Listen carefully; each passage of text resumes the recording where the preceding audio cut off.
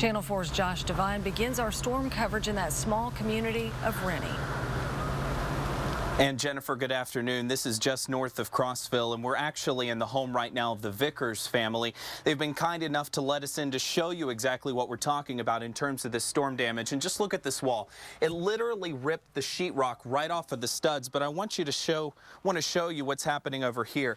This is Michaela's room, Michaela Vickers, a little girl, like a lot of little girls, who has a bedroom full of a lot of pink. And as you can see, it's quite a mess. And the reason is because when the storm came through, it literally ripped the roof right off of the entire house. And over here, I want you to see this. This is Taylor's room, Michaela's little sister. And over here, you're able to see that the force of the storm was enough to literally take the fiberglass and plaster it all over the wall here. It has certainly been a rough day for a lot of people trying to pick up the pieces. We're making quite a bit of progress. The work is not only tough, but also emotional. Across Cumberland County, homeowners, friends, and family sorted through the mess after a night of severe storms. There's a lot of people lost everything last night. Besides that, we had some that were killed, you know, and they were all family and friends, because in a neighborhood like this, everybody's close. In all, the weather destroyed 7 homes, damaged more than 50, and claimed 2 lives. She had the biggest heart in the whole wide world, including Melissa Evans. The mother and grandmother died despite an attempt to hide from the storm in her bathroom. Her brother-in-law showed up before paramedics. I climbed over here first, and Lisa was, let me get my bearings straight. Yeah, Lisa was pinned up under all the rubble right here. This afternoon, family and friends tried to salvage what they could, including photos, toys, and memories of better days. She was always happy, just loved her grandbabies, loved life, loved living. Back here live in Rennie this afternoon, and fortunately enough, we can report that the family that lives here, though they lost so much in their house, they are accounted for, they are safe. They went to the hospital to be checked out, but everyone should be just fine. And fortunately enough, this family has insurance. They were here today throughout the course of the day trying to salvage whatever they could, and fortunately enough, they have great pictures. And here's Taylor. This is her room right here. Yeah, she lost some stuff, but she's going to be okay. Thankfully, the family has insurance and plans to rebuild. Much more from Cumberland County coming up for you tonight at 5. Well, Ian, this has turned into quite an ordeal. You can see there are now dozens of fire and hazmat trucks in the middle of downtown Nashville in the middle of the day. 5 state employees are having to be examined on site. All of this because of something that arrived in the mail at around 9:45 this morning. Now, we know it was an envelope addressed to Speaker Beth Harwell. Harwell was not in today. She had 2 staffers in her office. One of those employees opened the envelope and found what investigators are calling a suspicious substance inside.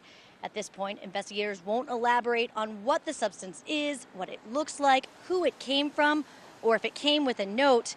The administrative staff sent out a Capitol-wide email asking everyone to remain in their offices until they were notified that it's safe to come out. Hazmat crews decontaminated the affected areas. Clearly, a huge disruption for a lot of people this morning.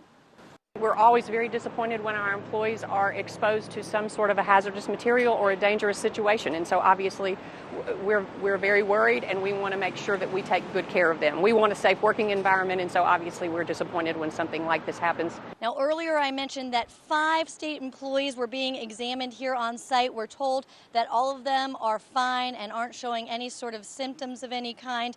THP officials continue to investigate this afternoon. They tell us they'll update us when they can. When they do, we'll be sure to keep you posted. Reporting live in downtown Nashville, I'm Carly Gordon, Channel 4 News. Jennifer, when we got the call in the newsroom to come down to Columbia to cover a wreck at a restaurant with a boy being airlifted, you always kind of hold your breath and hope for the best. This is exactly what we got today. Here's what happened. There was a big pickup truck that was parked right here. Now, the driver, and we've heard this happening before, put it in drive instead of reverse and crashed through that wall. But the second the truck broke through the wall, literally the second it broke through the wall, the employees at this Hardee's broke into action. The breakfast rush became chaotic and dangerous right around 8:30. All of a sudden you hear this crashing sound coming from the front. That sound was from this truck crashing through the front wall. 2 kids eating with their grandpa were hit, 1 trapped. Every employee here jumped into action. Every one. led by a man all the way in the back of the store. Austin Jones, my cook, he was the first one out here. Started trying to get him out from underneath the truck. Then Austin called for help. The Hardee's by the college, Hampshire Pike. A truck went through the window, and there's some kids that it hit. Okay, all right, sir. We'll get them on the way out there. Okay. While they waited for Murray County first responders, the Hardee's first responders got busy. Grabbed him, pulled him up to the counter. She didn't want him to see his brother because he was actually underneath the truck. Her motherly instincts took over. She came and sat with the little boy, just kind of cuddled with him, trying to get him to calm down. They were eating breakfast in here with their grandpa when this happened. Glad to tell you, the little boy that was airlifted to the hospital, he's going to be okay. He'll be home tonight. Now, you heard Austin Jones, the cook. He got a shout out from his general manager. But there's two other employees. I want to take just a second. Terry Whitsett and Courtney Barker. Those two ladies took care of the younger boy that was inside, made sure he couldn't see their older brother pinned under that truck, and they really did a lot to keep things calm. The good news is all three of those boys will be sleeping in their own beds tonight. Reporting live from Columbia, Patrick McMurtry, Channel 4 News. Channel 4's Josh Devine is live in Hickman County. Josh, do we know any more about what happened there? Well, we are continuing to learn more as the hours pass, Jennifer. Investigators have been on the scene throughout the course of the day. And as you can well imagine, this has been a very difficult day for the family at the scene of this deadly fire in Centerville. At their request, we left that scene just about an hour ago because fire investigators were getting to the portion of the day where they were actually extracting the remains of those loved ones. Let's bring in the video that we shot from Air 4 earlier today when firefighters were still trying to put out a few hot spots. This fire broke right around 5:30 this morning on Dodd Hollow Road. When firefighters arrived to the scene, they found the home engulfed in flames. When the smoke cleared, they found the remains of two people in what was left of the home's master bedroom. According to the sheriff, it looked like the couple tried to make it out of the home, but just couldn't. The fire burned the bodies so badly they could not immediately identify them. Investigators shipped the remains to Nashville and the medical examiner's office for positive identification. But because they had lived there for a while, a long time, we're told, and because of the time of the fire early this morning, plenty of people already seem to know who perished in the fire, including the county sheriff. I know the people that owns the house here. Matter of fact, the gentleman that lived here was the one that even done my wedding back 35 years ago. Like I said, everybody in the community knew him. We all love him to death as far as the citizens of this county and everything, and he was a good man.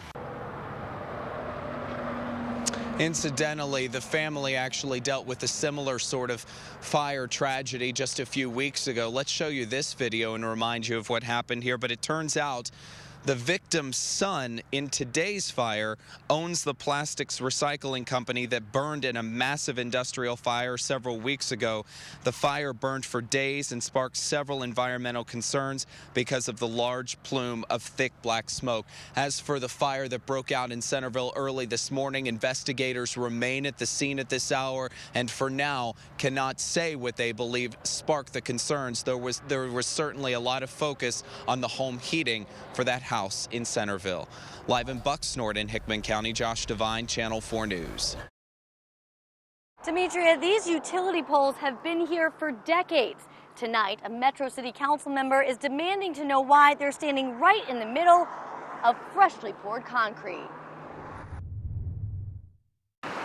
Berry Hill is booming. New apartments and restaurants, and with them, brand new sidewalks. But they left 3 telephone poles and a fire hydrant right in the center of the sidewalk. Metro City Councilman Charlie Tygard clearly isn't happy about it. It'd be better off just to take the whole sidewalk out than to do it wrong. The minimum requirement for an ADA compliant sidewalk is 36 inches. You can see with this shoulder, this sidewalk is legal, but according to Tygard, not good enough. If you look at it, they did pour an extra 6 or 8 inches of concrete where the poles are, where you can do one of these jobs, but it's so ridiculous. You'll find a similar situation on Nashville's Ashwood Road, just off of 12th South. Utility crews dug up the sidewalks to make some underground repairs. They're putting the new sidewalks in the exact same place. I just want somebody to look at that and tell me, did Metro ask NES to move the pole and NES refuse? Did Metro not ask? But somebody needs to be held accountable for spending thousands of dollars on this nice new sidewalk, and it's basically inaccessible. Metro Public Works says they're dealing with a limited amount of space, and while the sidewalks are ADA compliant, they aren't ideal. They try to make each sidewalk as accessible as possible.